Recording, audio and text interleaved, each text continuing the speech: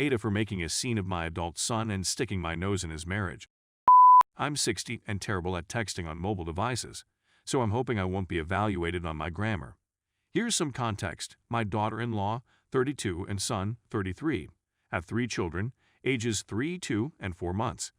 He persuaded her to be a stay-at-home mom and sell her business by telling her how good of a childhood he had and how happy my marriage was without telling her, which I discovered today, that our arrangement was that everything before 9 a.m. and everything after 5 p.m. was split 50/50.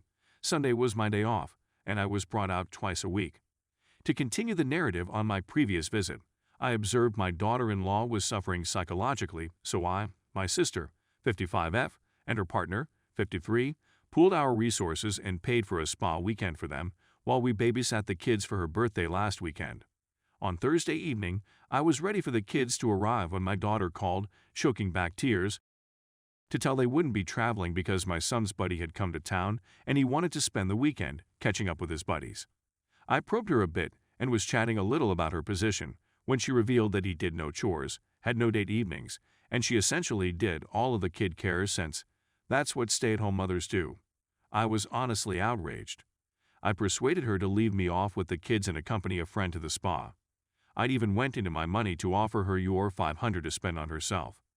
I asked her to tell me where my son was when she left me off with the kids, and after 5 minutes, she told me the bar. She went to the spa while I went to the bar. She knew I was going and knew my sister/sister-in-law were watching the kids. I went to the pub where he and his buddies were, sat next to them, and asked my son, "Did I fail you as a mother, or was it your father? Because we both believe your spouse came above your dumb drunk friends." The narrative is becoming too lengthy, but to cut a long tale short, I embarrassed him and was barred from a bar. My daughter has stated she will take the kids to her parents when she returns tomorrow, and my son has called me an idiot for embarrassing him and interfering in his marriage. I'm not sure whether I should have remained out. Edit. I just wanted to mention that I'm upset, not because of any judgment of me or my parenting abilities, but because many people are surprised that I care about my daughter-in-law's health and stood up for her against my son's awful behavior. As a mother, my suggestion is to treat your daughter/son/non-binary in-laws the way you would want your children to be treated. Respect is contagious. Story 2. AITA for telling a coworker to mind her business. So I'll provide some context so that folks may attempt to understand why I had this outburst. I am a first-generation immigrant with no relatives in the United States. In 2009, my beloved uncle was deported. My mother was deported in 2011, and I lost both of my grandparents nearly simultaneously in 2012.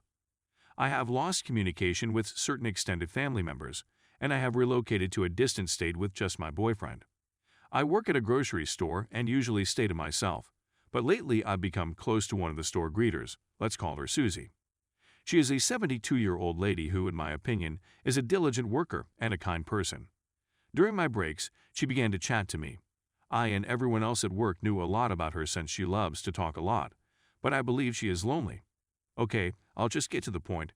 Susie is a widower who has no children owing to reproductive troubles. But she does have cats.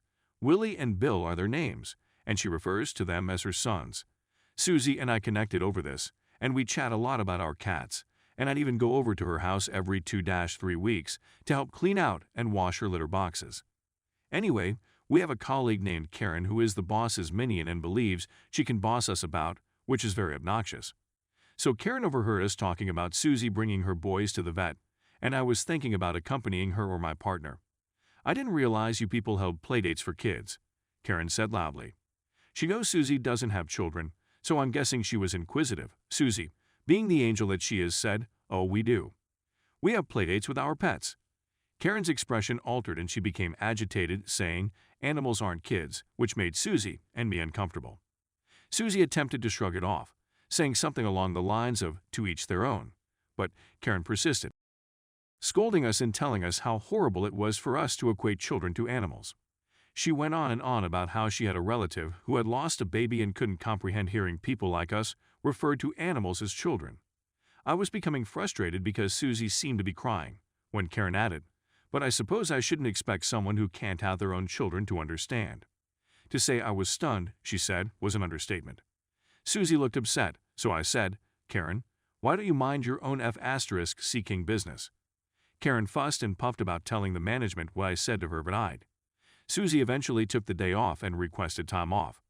And I'm sure I'll face disciplinary punishment as a result of what I did. But what about Ada? Update.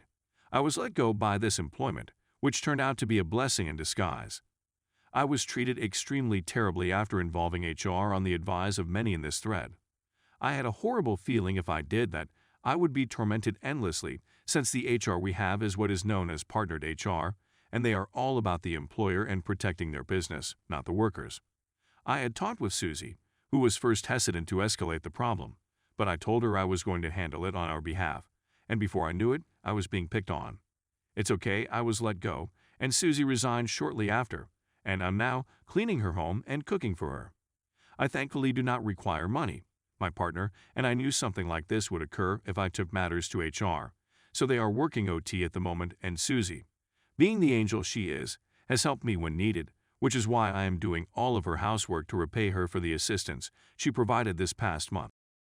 She also talked openly about her late husband, who was an expert in a sector of work I am very interested in, and she has really spoken with many of her late husband's acquaintances, and I now have the opportunity to work my dream job. I am grateful to everyone who complimented me on my bravery in sticking up for my buddy. She is great, and I have no regrets about what transpired. We also spent all of the holidays together, and my buddy Susie seemed to be much happier since leaving that poisonous environment. So thank you all again for your time. I really appreciate it. Story 3. Ada for throwing a tantrum while pregnant. I'm 30 weeks pregnant and have many appointments that are around 4 to 5 minutes apart. My husband fractured his leg during the holidays, and I've been informed I can't drive due to one of my issues, so we've been doing our best to cope. One thing we've done is pay a good buddy $50 and a handmade meal to transport me to appointments. It's worked out well. When I casually mentioned it to my mother, she pitched a tantrum and offered to drive me. I refused since I was content with the arrangement we had with our buddy.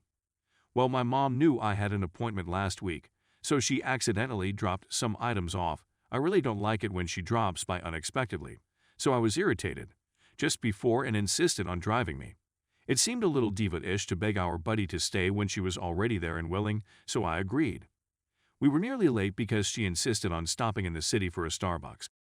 I received horrible news at the visit, and she basically grumbled about how bored she was. People aren't allowed to accompany me to these appointments. It's a clinic rule. She made 5 separate shopping trips as I waited in the van, simply wanting to go home and lie down to comprehend the news. I told her this many times, but it was always, oh, just one thing, just one thing. Then she claimed she was going to stop by a friend's home since they were expecting to see me. I yelled at her. I told her I couldn't and that I needed to go home right now. She remained silent for the remainder of the journey, and as we approached my home, she stated, so, if we don't do things for family, what are we doing? Maybe I'll cancel my trip and won't be able to come assist you the week the baby is delivered. I was taken aback. She's leaving for a trip out of the country shortly, and I expressly informed her that we needed at least 2 weeks alone with the baby. I had no idea about this flight. She booked it the week before I was due to deliver without consulting me. She wanted a place here, then either since she rotates her timeshare, so she was simply expecting she'd stay with us. I blew it. I told her there would be no room for her since I'd requested my MIL to be there for the few weeks leading up to labor, and then she'd be departing the day we returned home to give us our 2-week period, so she'd have to find another somewhere to stay. She raged at me for being a traitor for asking my husband's mother instead of her. I informed her that the whole day was an illustration of why that was the case. Let's not even get started on the international travel aspect of things. We were approximately 15 minutes away from my house at the time, so she urged me to get out of the vehicle and drive away. I sobbed the rest of the way home, and now my sisters and aunts have all messaged me about how I need to apologize to my mother and how I was being nasty and having a tantrum. Ada. Wow. I wasn't expecting so many comments, but I appreciate everyone's feedback and encouragement. Even the Ida's perspectives are valuable to me. I'm going through all of the comments and wish I could respond to everyone, but I just wanted to thank everyone here. Thank you also for my first award. I'm going to sleep on it and make a decision in the morning, but I'm recognizing that the conduct I've grown to accept as usual is fairly heinous, and I don't want it around my daughter, so I'll be preparing an LLC or NC strategy until things change. Also, for those worried, To clarify, the walk was 15 minutes, luckily, not a 15-minute drive with a much longer walk, and I am still encouraged to do light activity for now, so while it sucked and obviously unpound sad walks are awful, it wasn't too damaging to me or the baby.